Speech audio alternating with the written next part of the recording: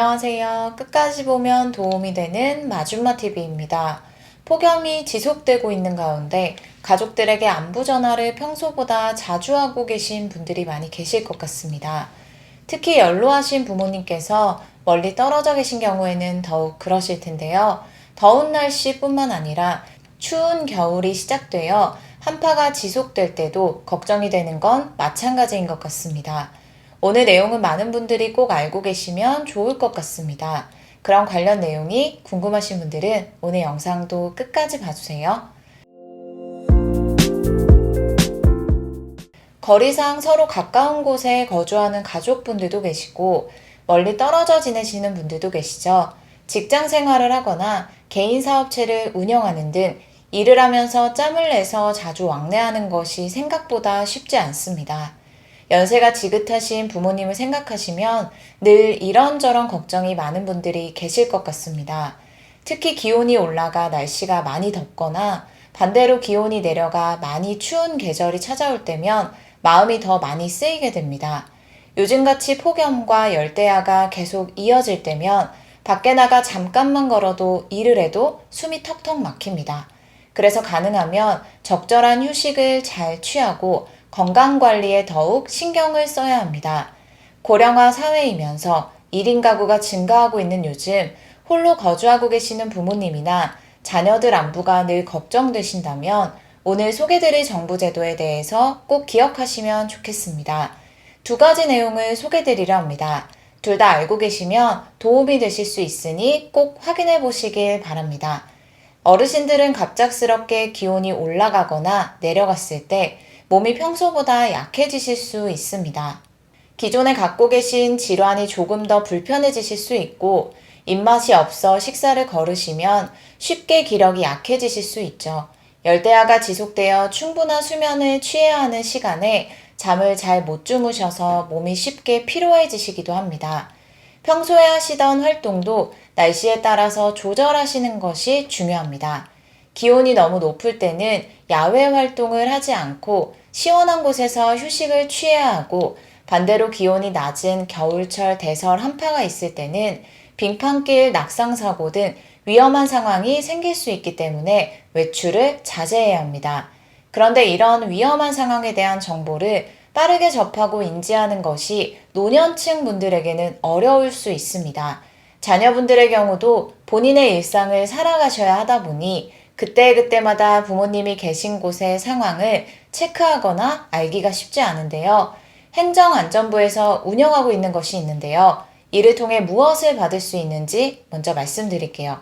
먼저는 부모님이 계신 지역에 상황이 어떠한지 안내받을 수 있습니다.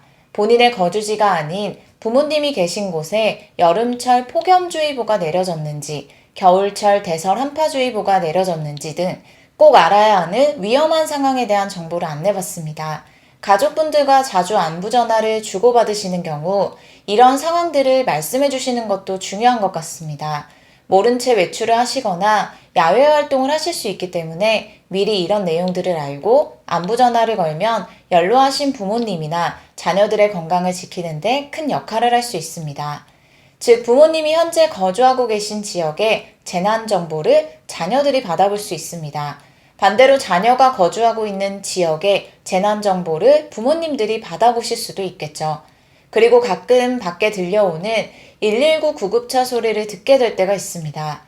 주변에 어떤 큰 일이 났는지, 대피해야 하는 상황은 아닌지 등 구급차 소리를 듣고 한 번씩 생각해 보신 적 있으실 텐데요. 내가 살고 있는 동네의 119 출동 현황에 대한 이유도 확인할 수 있습니다.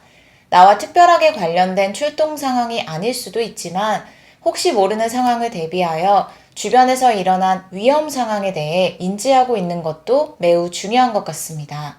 그리고 도로 상황을 잘 파악하는 것도 매우 중요하죠. 목적지까지 원활하게 도착해야 하기 때문이기도 하지만 도로에서 사고 등 위험한 상황을 피해야 하기 때문이기도 합니다. 도로에서 발생한 사고, 고장, 공사, 행사 및 집회 통제 내용에 대해 실시간으로 빠르게 확인할 수 있습니다. 행정안전부에서 운영하는 안전디딤돌 앱을 통해서 이 모든 것들을 안내받을 수 있습니다. 국민들이 재난안전정보를 빠르게 전달받을 수 있도록 11개 기관, 15개 재난안전 정보를 제공하고 있는 앱입니다. 앱스토어에서 안전 디딤돌을 검색하신 후 다운로드 받으시면 됩니다. 두 번째 알아두시면 도움이 되실 만한 내용 소개해 드릴게요. 24년 상반기에 소득 기준을 폐지하고 더 많은 분들이 지원을 받을 수 있도록 기준을 완화하여 시행하고 있으며 다가오는 10월부터는 누구나 신청할 수 있도록 확대하여 시행될 예정입니다. 홀로 계신 부모님의 안부가 늘 걱정되셨다면 꼭 알고 계셔야 하는 정부의 지원 제도이니 알고 계시면 좋겠습니다. 주민센터를 통해서 신청하시면 무료로 지원받을 수 있는 응급안전안심 서비스입니다. 가까운 읍면동 행정복지센터나 노인복지센터 등에 방문해서 신청하시거나 전화로 신청하실 수 있습니다. 상시 보호가 필요한 홀로 거주하고 계신 65세 이상 어르신과 장애인분들에게 지원되는 제도로 집안에 여러 장비가 설치됩니다. 집을 출입할 때 출입문의 개폐 여부를 감지하는 출입문 감지기, 연기를 감지해서 화재 상황을 알리고 119에 신고가 되는 화재 감지기, 침실, 화장실, 거실, 주방 등에서 활동을 감지하는 활동량 감지기 등이 설치됩니다. 그리고 언제든 응급한 상황에 손으로 호출 버튼을 누르면 119로 전화가 연결되는 응급 호출기도 집안에 설치해 드립니다. 그 밖에도 소방서로 연결되거나 저장된 가족의 비상연락처로 전화가 연결되는 게이트웨이도 설치됩니다. 그리고 다가오는 10월부터는 서비스 이용 대상자에 해당되지 않더라도 이용을 원하는 사람은 본인 부담금을 내고 이용할 수 있도록 추진될 계획입니다. 자부담 비용은 2에서 3만 원 수준으로 운영될 계획입니다. 오늘은 많은 분들이 알고 계시면 도움이 되실 만한 내용 두 가지에 대해서 소개드렸습니다. 모르면 받지 못하고 이용하지 못하는 경우가 많습니다. 연로하신 부모님 등 홀로 거주하는 가족들에 대한 안부가 늘 걱정되셨던 분들 계시다면 오늘 안내드린 내용 꼭 기억하시면 좋겠습니다. 누구나 신청할 수 있도록 변경될 계획이라는 점도 기억하셔서 그동안 이용하고 싶었지만 지원 대상에 해당되지 않아서 이용하지 못하셨던 분들은 앞으로 꼭 잘 받아보시면 좋겠습니다. 무더운 날씨가 계속되고 있습니다. 밤에는 열대야도 이어지고 있는데요. 날씨가 많이 더워서 입맛이 없기도 하고 지치기 쉬운데요. 이럴수록 식사 더 잘 챙겨 드시고 매일 더 건강하셨으면 좋겠습니다. 오늘 영상도 끝까지 봐주셔서 정말 감사합니다. 구독과 좋아요, 알림 설정 꼭 부탁드립니다. 감사합니다.